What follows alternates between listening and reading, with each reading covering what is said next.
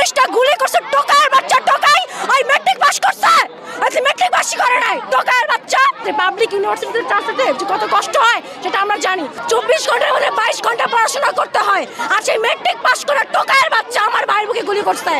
আমরা স্বাধীন দেশের পরাধীন নাগরিক, আমাদের স্বাধীনতা পুনরায় দরকার। আমাদের ভাই বোনেদের মেরে শুয়ে দিচ্ছে রাস্তায়, আমরা কিভাবে বাসায় চুপ করে থাকি? জনহিত ভাইয়ের কি দোষ ছিল? সে একজন মেধাবী স্টুডেন্ট ছিল, সে একটা পাবলিকে পড়া স্টুডেন্ট আর যে পুলিশটা গুলি করছে টোকার বাচ্চা টোকাই ওই ম্যাট্রিক পাস করছে আচ্ছা ম্যাট্রিক পাসই করে নাই টোকার বাচ্চা ও একটা স্টুডেন্ট একটা পাবলিক ইউনিভার্সিটিতে ট্রান্সফারে যে কত কষ্ট হয় সেটা আমরা জানি। দিনে 22টা ঘন্টা পড়াশোনা করে আমরা চান্স পাই, 24 ঘন্টার মধ্যে 22 ঘন্টা পড়াশোনা করতে হয় আর সেই ম্যাট্রিক পাস করা টোকার বাচ্চা আমার ভাইয়ের বুকে গুলি করছে। মুক্তিযোদ্ধা তো মরে গেছে সে কবে, তার নাতিপুতিরা যে অধিকার, মুক্তিযোদ্ধাকে আমি রেসপেক্ট করি, আই প্রাউড অফ ইউ মুক্তিযোদ্ধা, কিন্তু কথা হচ্ছে তাদের সন্তানরা অধিকার পাইছে ভালো, সুবিধা পাইছে ভালো, তাদের নাতিরা পাইতেছে। এখন তাদের নাতিদের বয়স হচ্ছে আমাদের মতো টক্কর দেওয়ার বয়স, ওরা কালকে ওদের সন্তান হবে, এভাবে ওরা বংশ বিস্তার করবে, তাহলে আমরা সাধারণ স্টুডেন্টরা কই যাব? আমার দাদারা তো মুক্তিযুদ্ধ করতে বাইচা নাই, আমাদের তো মানে সার্টিফিকেট পায় নাই। আমার দাদা বলছে যে আমি মুক্তিযুদ্ধ করছি, আমি জানি আমি কি মুক্তিযুদ্ধ করছি, আমাকে লোক দেখানোর দরকার নাই।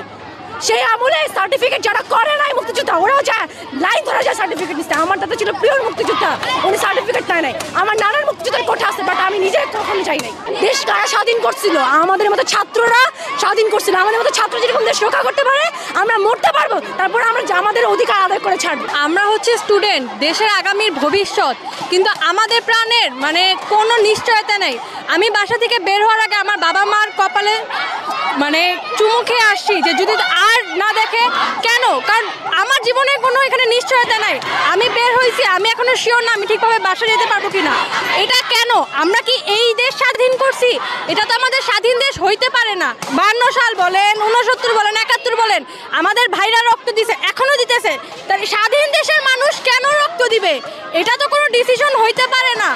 তাই বলতেছি কোটা আন্দোলনের সংস্কার চাই, কোটা সংস্কার চাই। আন্দোলনে যারা আছে তাদের সেফটি চাই। আজকে সকালবেলাও প্রাইভেট ইউনিভার্সিটি ছেলেমেয়েদেরকেও রাখে নাই, তাদের সবাইকে মারছে। ঢাকা ভার্সিটির কোনো খবর আমরা এখনো জানতেছি না। কেন? এটা কেমন দেশ? এই পতাকার তো একটা মূল্য আছে, মূল্য তো আমরা পাচ্ছি না। তাহলে ছেলে মেয়ে কেন যাবে না দেশ থেকে বের হয়ে যাইতে? সবাই চাই বাইরে চলে যেতে, কেন? কারণ এই দেশে কোনো সেফটি নাই। আমরা এখানে সাধারণ স্টুডেন্ট, আমাদের বড় ভাইয়ারা সামান্য একটা আন্দোলন নিয়ে, কোঠা আন্দোলন, আমাদের নিজেদের অধিকার আদায়ের আন্দোলন, এর জন্য আমরা রাজপথে রক্ত দিয়েছি। বিশ্বের এমন কোনো দেশ নাই যেখানে এই কোঠার জন্য রক্ত দিয়েছে। আর সেই আমরা এখন মনে পড়ে গেছে 1952 সালের কথা, তখনও বলেছে সবাই যে 1952 এমন